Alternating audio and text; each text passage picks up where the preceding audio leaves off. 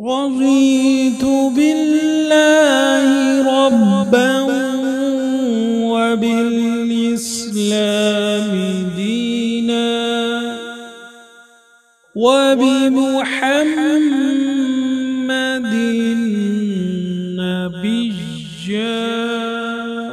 سبحان الله وبحمده عدد خلقه ورضا نفسه وزنة عرشه ومداد كلماته.